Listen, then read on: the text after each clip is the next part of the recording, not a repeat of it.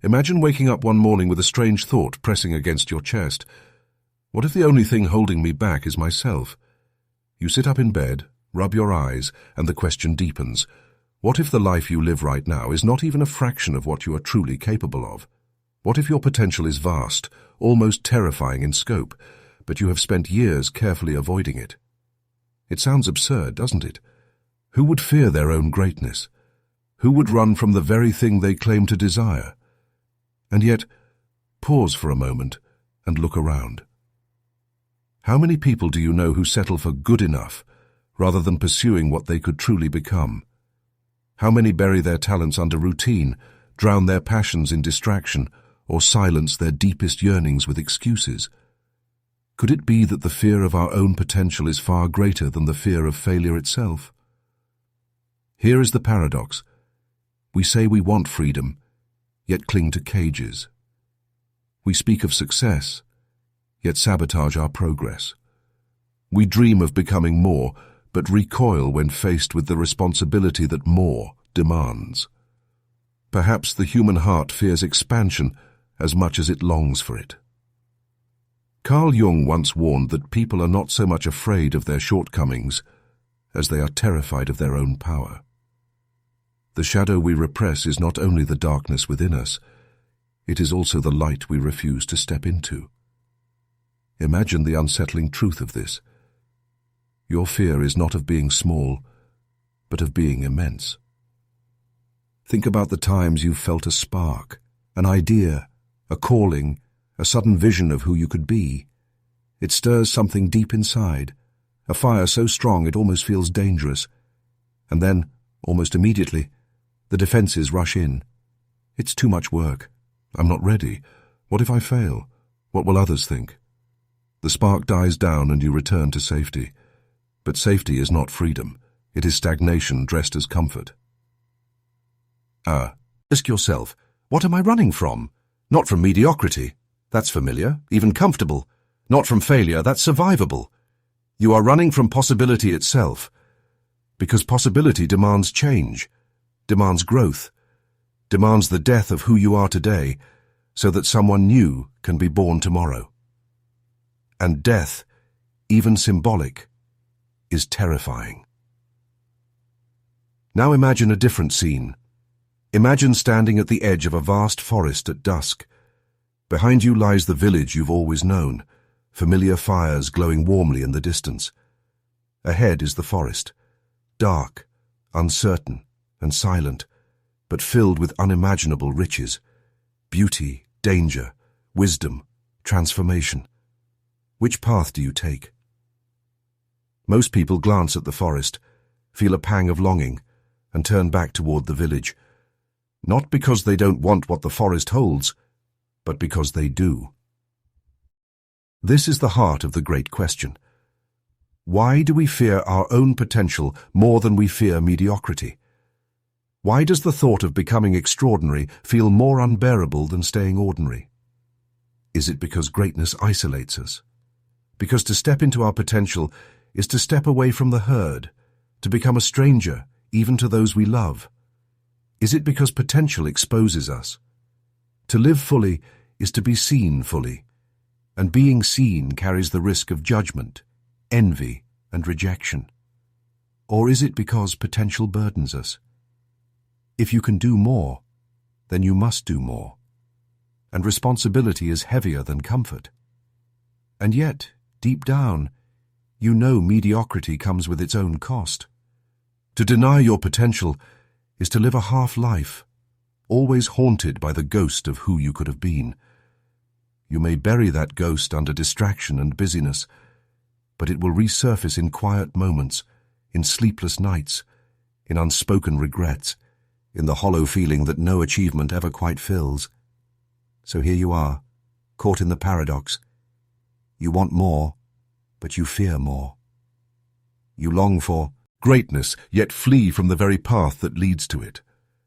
And the longer you delay, the heavier the weight of your unlived life grows. Which leaves you with the question that refuses to be silenced. What would happen if I stopped fearing my own potential? What would it cost me to step into it? And what will it cost me if I never do?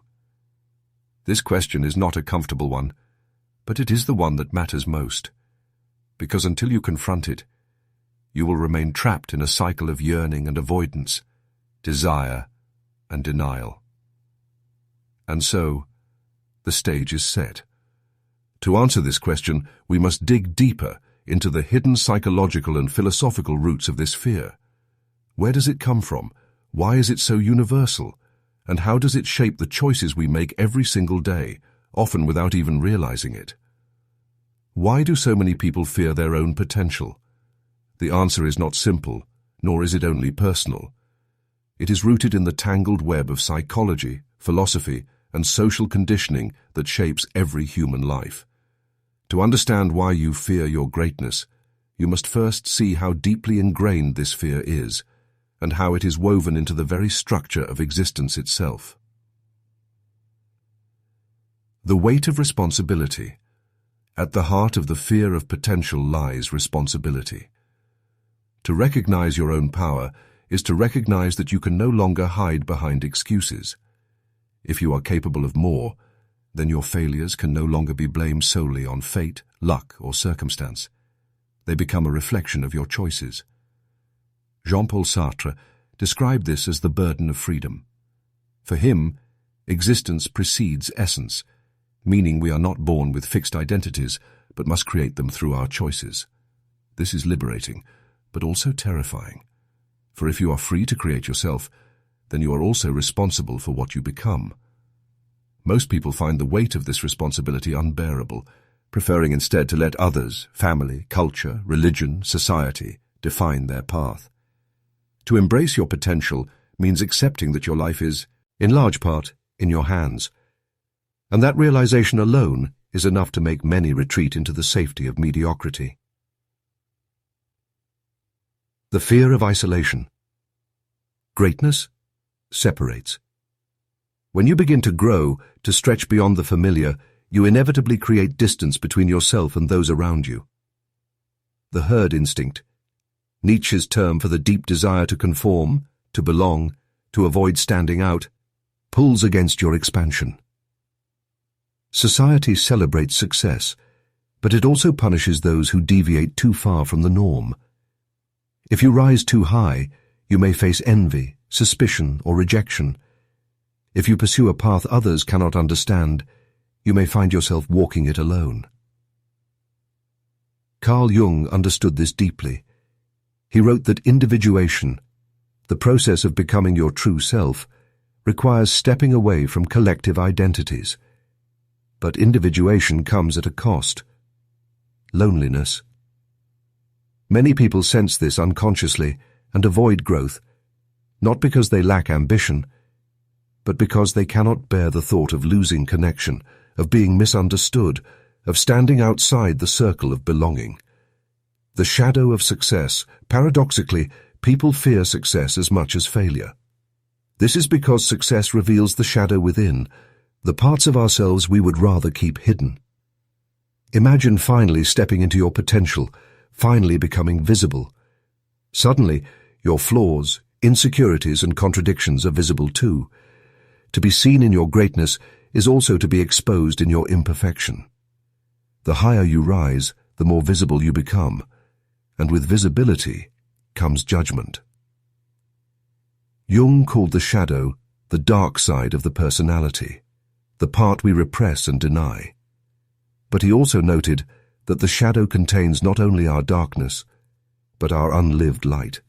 Many people avoid their potential because to claim their power would also mean confronting their shadow, acknowledging envy, rage, pride, fear, and all the uncomfortable truths they've buried. The seduction of safety. Another root of this fear lies in the comfort of routine. Arthur Schopenhauer argued that the human will is an endless striving that brings suffering, and so many retreat into safety and predictability to numb that suffering. To pursue potential is to invite chaos, to break patterns, to enter unknown territory. Safety is easier, even if it is soul-crushing. Think of the countless ways people distract themselves. Endless scrolling, mindless consumption. shallow relationships. These are not just habits, they are shields. They protect us from the anxiety of potential, from the trembling uncertainty of change. Better the devil we know than the possibility we can't control. The cultural machine. On a societal level, fear of potential is reinforced by systems of control. Schools, workplaces, and institutions are designed to produce conformity, not greatness. Education often rewards obedience over curiosity, efficiency over creativity. Workplaces value reliability more than vision. Aldous Huxley warned of a future where people would be controlled not by oppression, but by pleasure and distraction. That future is here. Society profits when you settle for less, because potential is unpredictable, disruptive, and unprofitable. A person who has embraced their potential does not consume endlessly, does not obey blindly, does not conform easily. And so, subtly, society teaches you to stay small. The trauma beneath. Gabor Mate reminds us that much of human behavior is shaped by childhood wounds. Many people grow up learning that love is conditional, based on performance, compliance, or silence. To step into your potential might mean revisiting those old wounds, the fear of disapproval, the terror of rejection, the shame of being too much.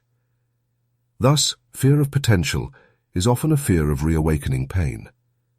Better to stay quiet, hidden, manageable, than to risk opening scars. Yet in burying those wounds, we also bury our greatness. The existential dread. Finally, there is the most fundamental root of all. Potential reminds us of mortality. To acknowledge your greatness is to acknowledge that your time is limited, that you are wasting precious moments living below what you could be. And this realization, instead of motivating, often paralyzes. Dostoevsky captured this dread in his exploration of human freedom. He argued that people often sabotage themselves because absolute freedom, the knowledge that you can shape your destiny, is unbearable. Better to pretend we are powerless than to face the truth that we are wasting our lives. The knot tightens. So the fear of potential is not simple cowardice. It is a complex knot of responsibility, isolation, shadow, safety, societal conditioning, trauma, and mortality. Each strand reinforces the others, creating a prison that most never escape.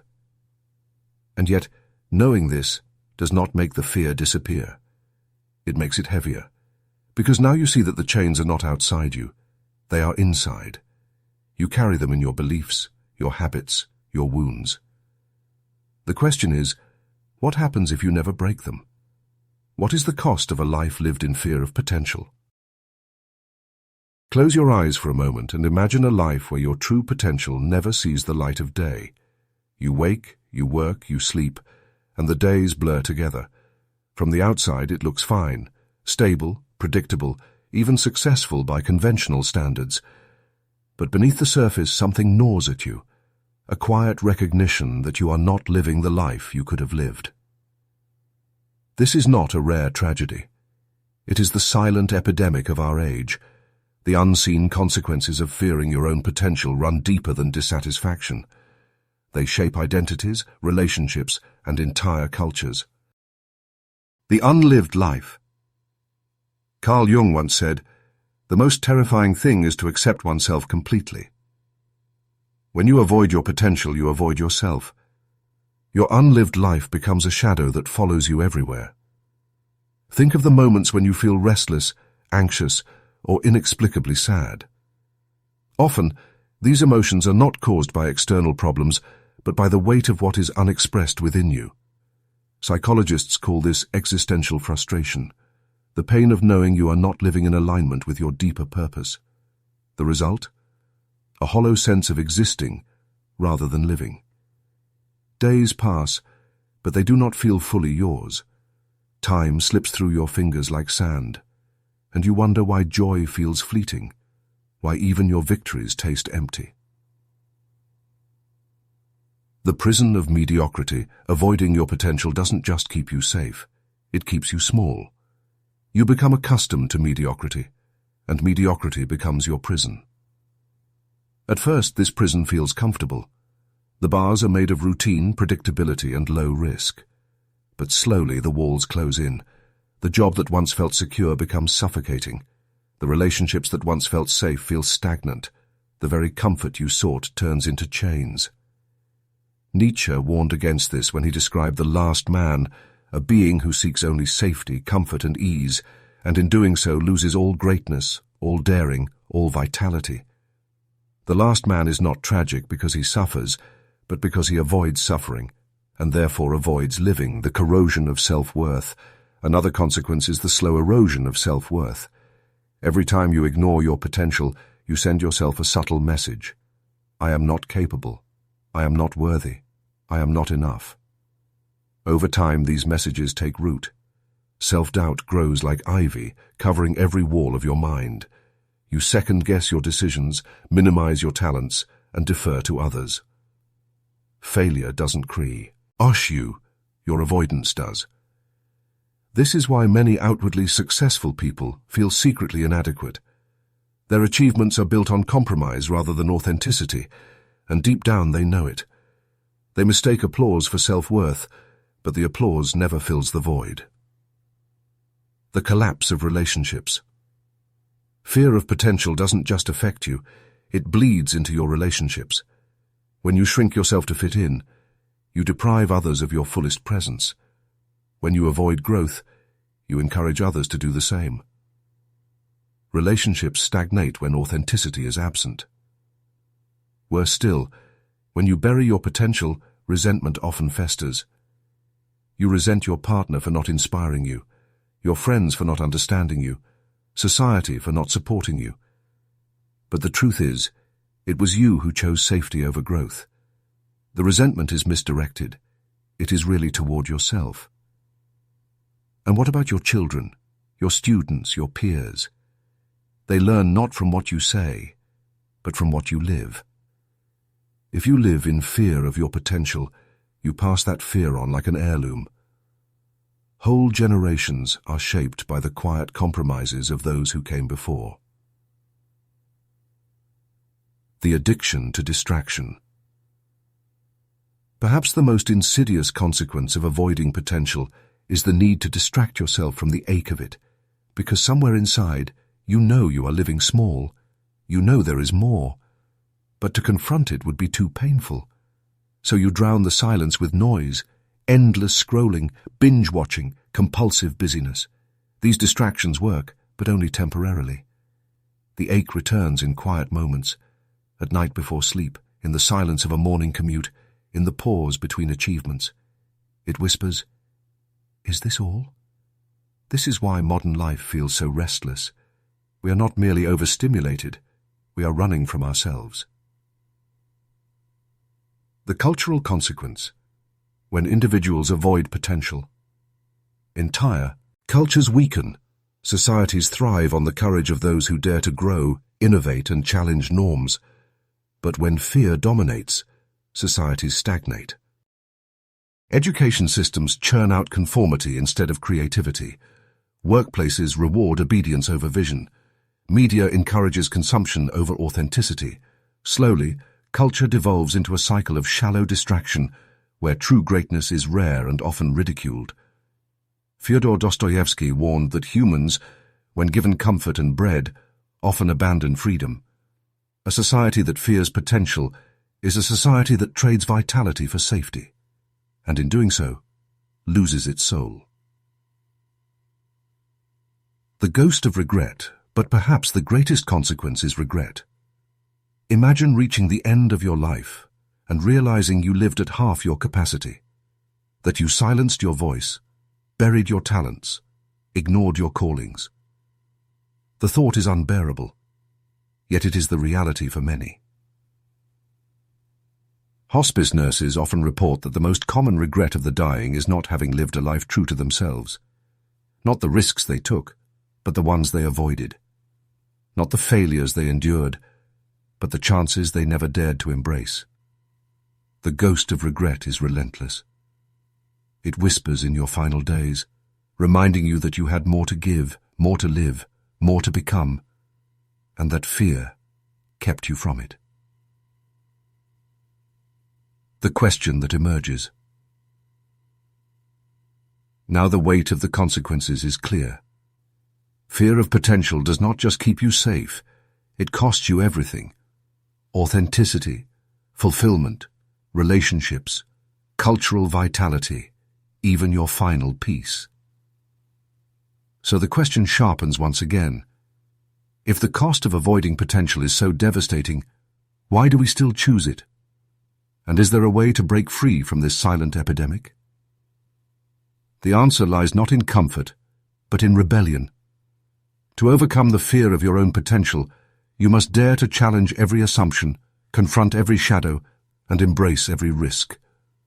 Only then can you step into the life that waits beyond fear. Imagine standing at the edge of a cliff. Behind you lies the life you have always known, safe, predictable, full of routines that numb but never satisfy. Ahead lies a vast expanse of sky and unknown terrain.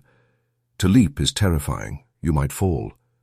But to stay is a different kind of death, a slow erosion of everything you could have been. Rebellion begins here, at the moment when you recognize that the greater risk is not in falling, but in refusing to leap. Breaking the spell of fear.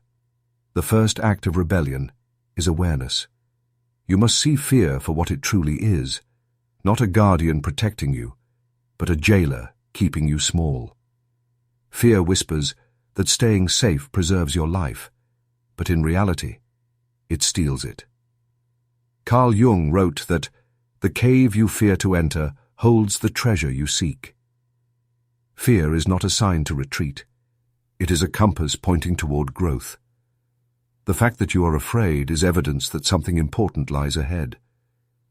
To rebel against fear is not to eliminate it, but to walk with it, to let it burn, but not control you. Ask yourself, what if fear is not an enemy, but an invitation?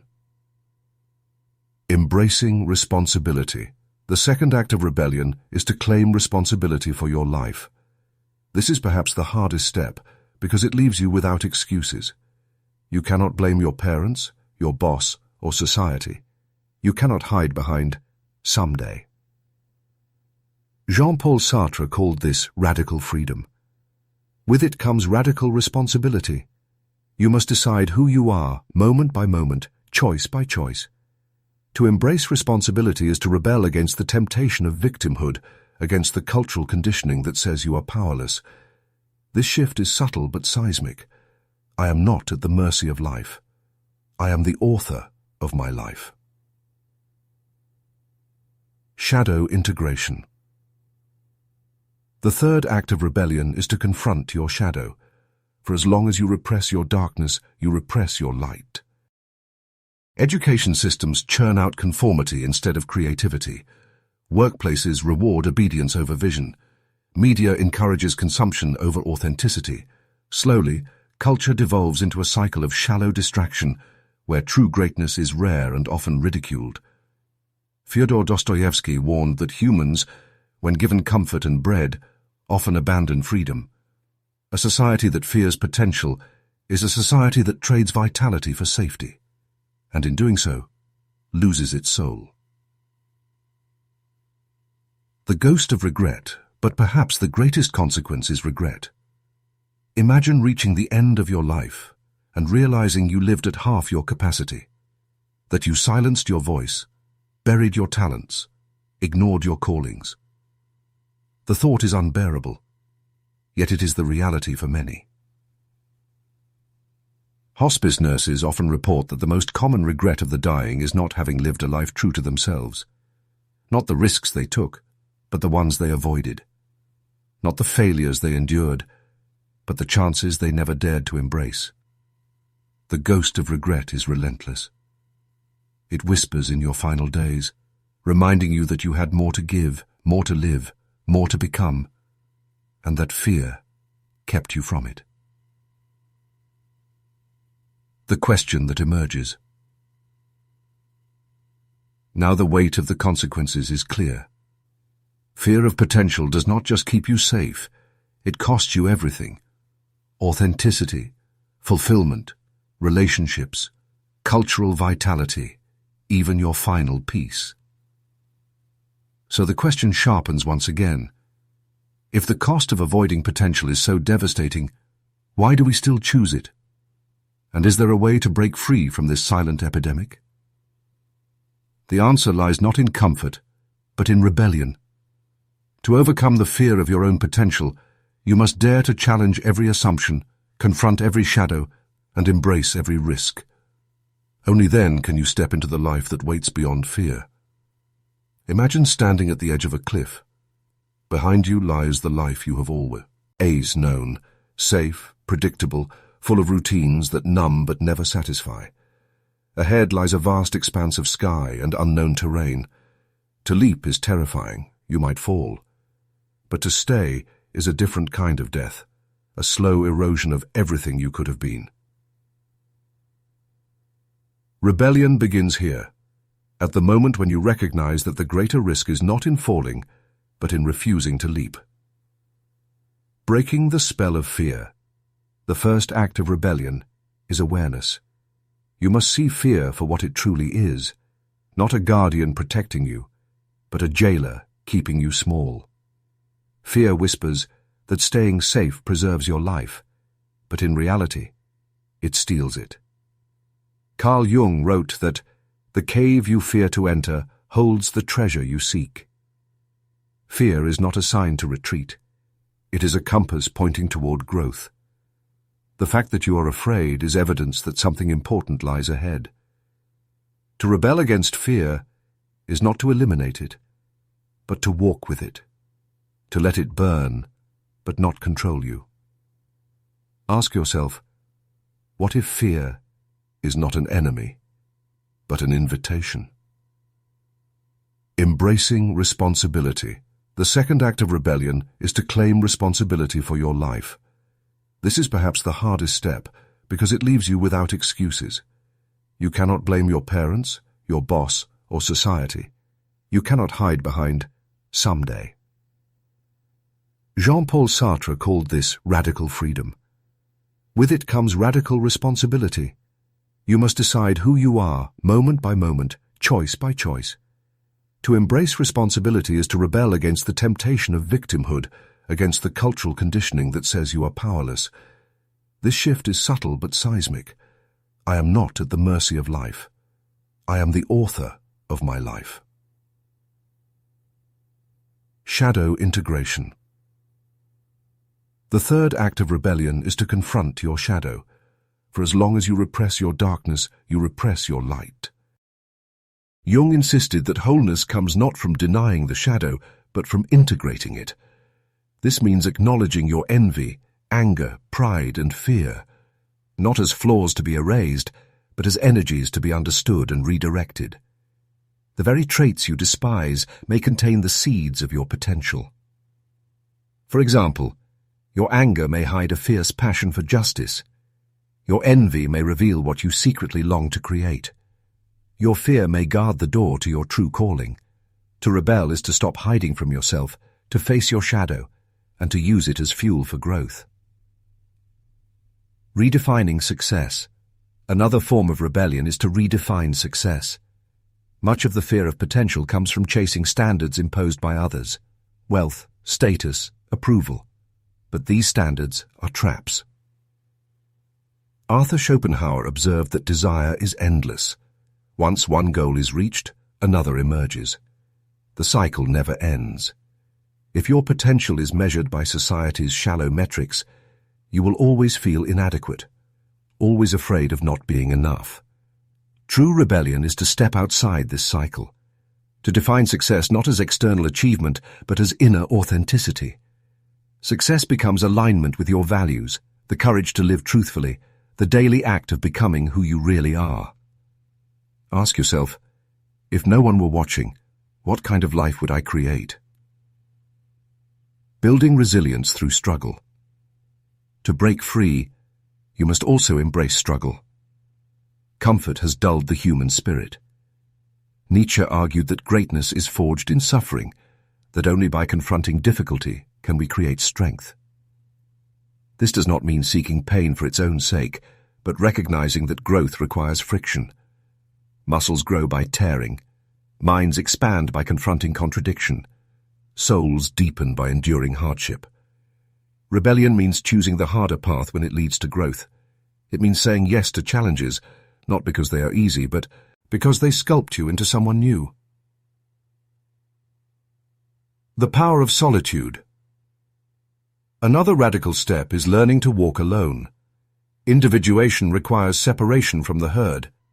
This does not mean rejecting others, but refusing to let their fears dictate your path. In solitude, you hear your own voice. You discover what you truly want, apart from cultural noise. Nietzsche, who often walked alone in the mountains, wrote that solitude is the school of the strong. To rebel is to accept loneliness as the cost of authenticity, and to see that loneliness can become fertile ground for creativity, clarity, and strength. Small acts of defiance. Rebellion does not always mean grand revolutions. It begins with small acts of defiance, saying no to what drains you, saying yes to what scares you, speaking the truth when silence is easier. Each act rewires your brain, teaching it that growth is possible. Neuroscience confirms this. New behaviors create new neural pathways. The more you choose courage, the easier it becomes. Slowly, fear loses its grip. Think of rebellion not as a single leap, but as 1,000 small steps that lead you beyond the prison of mediocrity. The emergence of authenticity, as you break these chains, fear, excuses, repression, conformity, you begin to glimpse your authentic self, not the self society molded, but the one that was buried beneath fear. This authenticity is magnetic. It brings vitality to your life, depth to your relationships, clarity to your purpose. It does not guarantee ease, far from it, but it guarantees meaning. And meaning is more valuable than comfort. Viktor Frankl, who survived the horrors of Auschwitz, wrote that humans can endure almost any suffering if they find meaning in it.